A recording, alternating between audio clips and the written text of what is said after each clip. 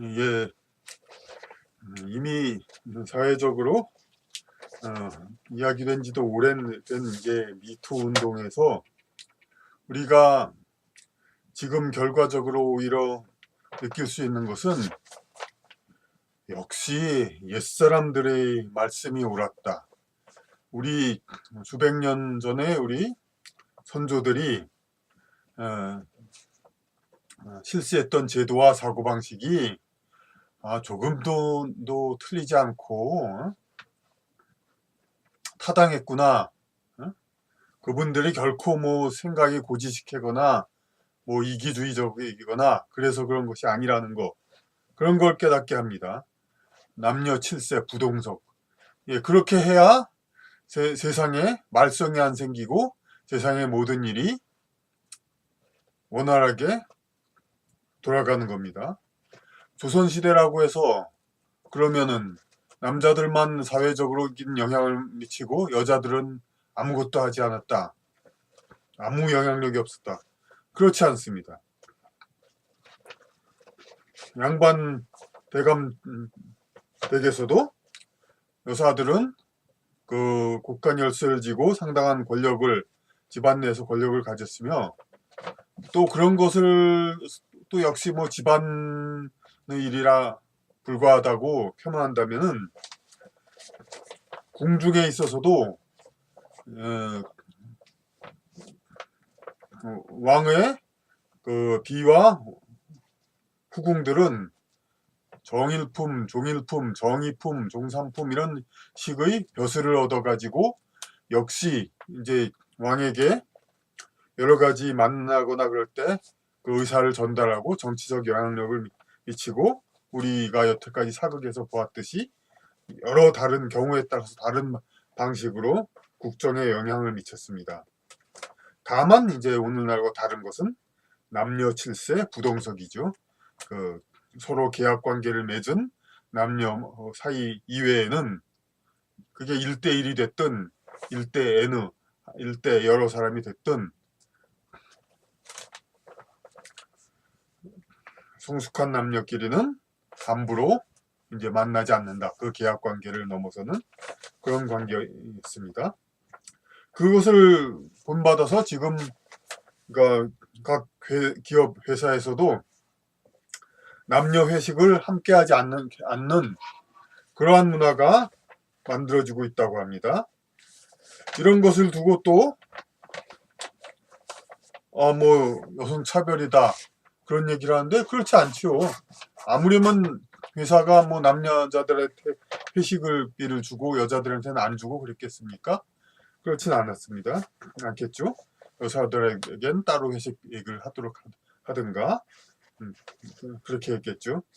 그리고 업무적인 거에서 분리를 한다면 차별이지만은 업무 외적인 자리에서 물론 회식은 업무의 연장이라고도 할 수 있겠지만은 그래도 업무를 하지 않는 비교적 휴식을 절반 휴식의 의미를 반을 가지는 자리인데, 여기서 남녀가 분리되면은 아무래도 남자들이 더 허전하고 더 고통스럽습니다. 그것은 뭐 남자들은 원래 함께 하고 싶어 하지만 이게 문제가 크니까 함께 하지 않는 거이지 여자들을 싫어하거나 따돌림하려고 그런 게 아닙니다. 마치 이것은 이제 그 우리가 집안에만 틀어박혀 있지 않고 봄같이 날씨 좋은 날 때 많이 밖에 야외에 나가서 야외 활동을 해야 되겠지만은 미세먼지가 많으면 활동하지 않아야 되는, 외출을 삼가야 되는 그런 것이나 같은 원리입니다. 이런 거에 대해서 그럼 남자가 특히 여자를 경원시하는 이러한 풍조에 대해서 다시 언론에서는 또 그렇습니다.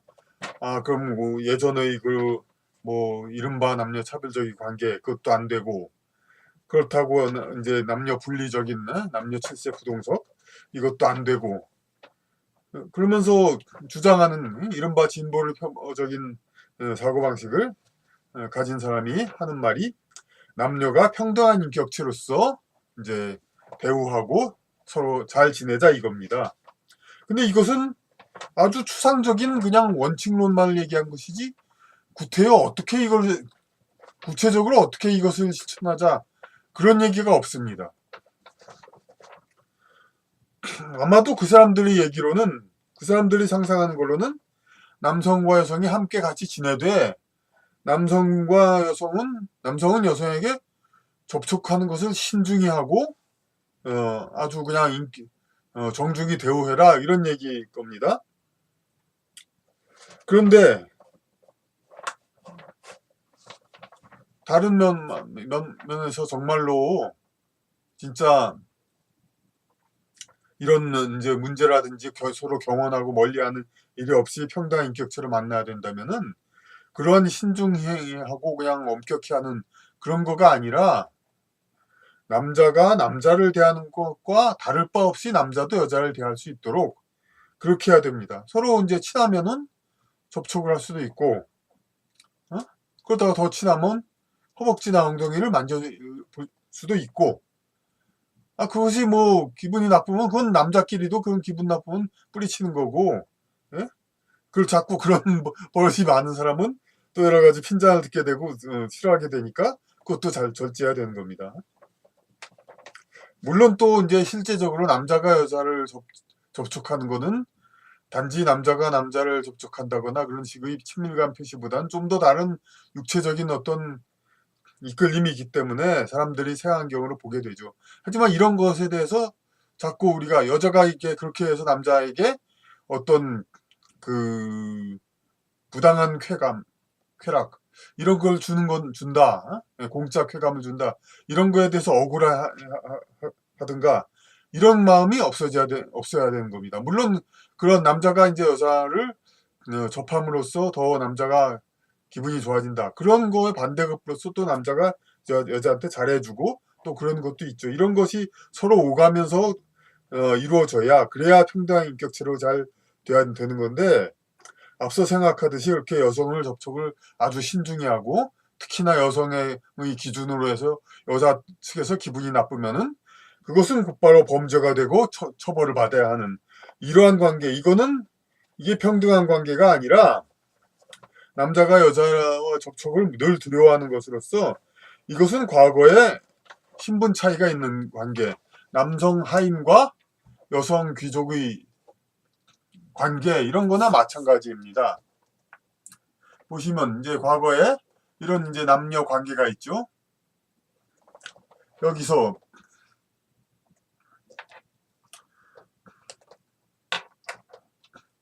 제일 높은 계급의 남자는 물론 이제 그 밑에 같은 계급의 여자를 정실로 두고 그 아래 계급의 여자를 마음대로 취할 수 있었겠죠.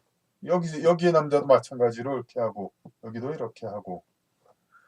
그런데 이제 반면에 또 우리가 특기할 것이 이 계급의 남자가 이 계급의 여자를 만날 때는 아주 신중해야 되는 겁니다. 옛날에도 우리 양반의 집 교수를 손만 닿으면 엄청난 하인 남자가 그러면 엄청난 처벌을 받을 수밖에 없었죠. 모두 이 관계로 만난다면은 남자는 여자한테 손끝 하나도 사치하면 안 되고 만약에 본의 아니게 접촉이 됐을 때 그것이 기분 나쁘고 처벌이 된다. 그거의 어떤 결정은 이쪽 여자가 내리는 것이죠. 이 관계를 오늘날 하자는 겁니다. 마치 그러니까 오늘날 여자들의 어떤 그 지위가 올라갔으니까 여기서 전부 한 계단씩 올라가자. 그런 뜻이나 마찬가지입니다. 여성들의 지위가 올라갔으니까 같은 옛날에 같은 계급의 남녀끼리 받았던 거기서 벗어나서 이 계급의 여자는 이쪽으로, 이 계급의 여자는 이쪽으로 이렇게 올라가서 이 계급의 남자가 이 계급의 여자를 만날 때 대하듯이 여자를 대하라 이겁니다. 근데 이것이 가능할까? 하는 거죠. 이제 그러니까 모든 여성이 이렇게 한 계단씩 올라가서 그런 관계를 둔다. 이런 관계가 된다는 것은 현재는 뭐 사회적인 신분적 제도적 계급은 없지만은 같은 어떤 뭐 직장에서 비슷한 직장과 비슷한 사회적 환경에서 같이 이제 가까이 지내는 남녀 관계들이 있겠죠. 그 원칙적으로 이런 관계지만 이 사람들이 관계를 실제로 이런 식으로 하자는 것입니다. 그러면 이 관계들을 그럼 이 관계로 이러한 관계를 이런 관계로 바꿨을 경우 그렇다 하더라도 아무리 그렇다 하더라도 이 같이 가까이 지내는 사람들은 남녀들은 한꺼번에 가까이 지내는 사람들입니다. 이런 관계가 있을 수 있었던 것은 과거에 어쩌다 가끔 만나는 관계이기 때문에 이게 가능한 겁니다. 매일매일 만나고 친하다 보면은 신분이 다르다 하더라도 옛날 이야기에도 정분이 생기고 그런 게 있죠. 그러나 이거 가끔 만나는 관계이기 때문에 다른 신분의 남녀가 이런 관계를 할 수 있었던 거지. 거의 매일같이 만나는 직장 동료나 그런 사람은 그런 이제 불평등한 관계가 될 수가 없습니다. 평등 관계가 돼야 됩니다. 그럼 평등 관계가 되니까 아까 말씀드렸듯이 남자가 남자를 대하듯이도 여자를 대할 수 있도록 그렇게 하자. 뭐 웬만한 접촉도 가능하고. 물론 그 싫다는 의사를 분명히 표시했는데도 폭력을 써가지고 계속 그걸 유지했다면야 뭐 당연히 처벌받아야겠지만은 몇 년 전에 나의 복지 만졌기 때문에 그것 때문에 그걸 폭로하니까 그냥 남자는 모든 것을 잃고 그런 거가 계속되는 거 이거는 제대로 된 것이 아니죠. 그러면은 자 이렇게 남녀가 매일 같이 지내는데 가까이 지내는데 왜 그럼 남자가 더 지내기가 어렵게 되는가? 이거는 제가 다른 강의에서도 남자녀의 차이들을 말했지만은 이제 어떤 여기서는 설명을 생략하겠습니다. 여성은 이제 선천적으로 더 가진 자와 같은 위치다 이겁니다. 왜냐하면 남자는 본래적으로 남자가 세상의 활동력이 더 있는 반면에 여자를 이렇게 그냥 선천적으로 원할 수밖에 없는 구조로 되어 있기 때문에 여성은 이제 가만히 그 기본 그 자체로서 남자보다 더 가진 자의 입장에 있다는 것입니다. 그러면은 더 가진 자의 입장이라면 그 사람들이 서로 이렇게 가까이 지내는 이런 관계에 있을 때 왜 남자는 참기 힘드냐? 그럼 여자는 그렇게 아쉽지가 않기 때문에 대체적으로 그러니까 서로 이렇게 절제하면서 지낼 수가 있습니다. 하지만 남자는 바로 옆에 여자를 봅니다. 그건 마치 세상에 가진 거 그런 거하고 비유를 할 때 아주 가난한 자들과 부유한 자들끼리 서로 가까이 매일 같이 지낸다고 합시다. 보통 이제 가난한 자는 부유한 자의 동네를 가도 높은 담장 옆으로 지나가기만 하니까 쟤들은 잘 살겠다 하고 말지만은 그게 아니라 그냥 가난한 자가 부유한 자를 지나가는 게 아니라 거의 매일 어떤 사정에 의해서 매일같이 같이 살고 같이 밥 먹고 같이 지내고 한답시다. 그때 가난한 자가 부유한 자 보고 야 너 먹을 거 조금 좀 달라. 야 너 네 입은 옷 좋은 옷 좀 달라. 우리 바로 옆집에 네 좋은 집인데 야 내가 네 집에 좀 가서 좀 쉬자.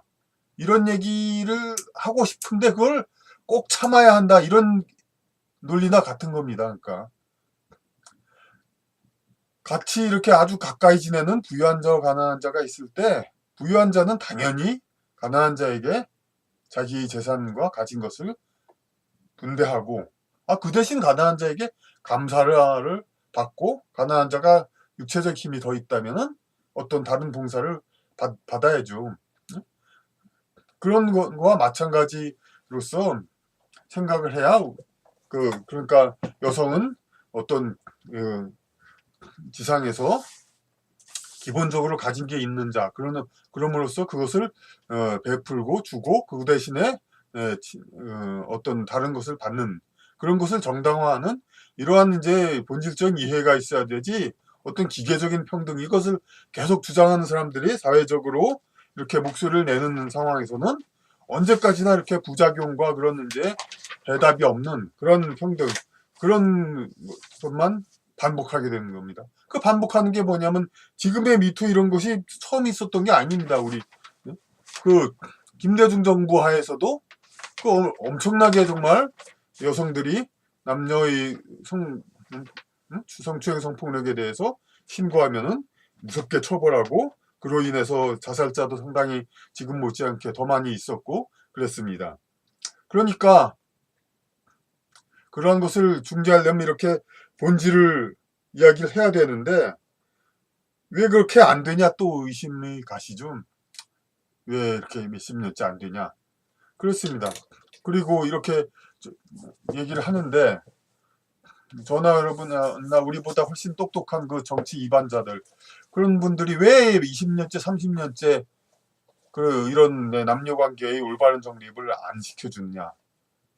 이것은 이제 그들이 나름대로 이제 성 문제가 계속해서 이렇게 미 해결 과제로 남아있어야만 민중을 다룰 수 있는 과거에는 식량으로도 다룰 수 있지만 지금은 민중을 다룰 수 있는 게 성밖에 없죠. 그러니까 그것을 남기기 위해선 계속 미해결 과제로 남아있는 것입니다.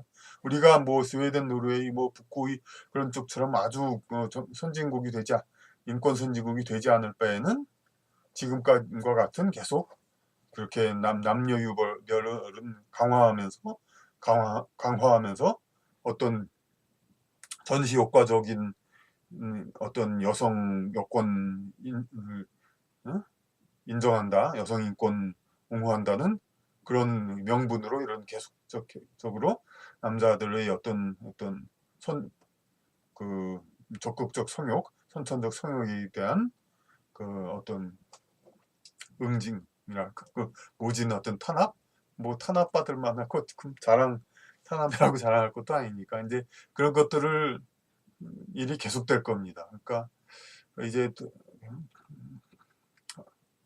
어서 이제 우리 국민도 좀 더 각성해서 우리 국민 수준을 높여서 우리 국민 수준에 맞는 그런 정부 그러니까 정말 이제 성 문제 이런 거를 혼란스럽게 함으로써 국민을 이제 부리고 개돼지처럼 부리려고 하는 그런 정부가 되지 않도록 그런 정부 그러지 않는 정부가 나오도록 우리 모두 힘써야겠습니다.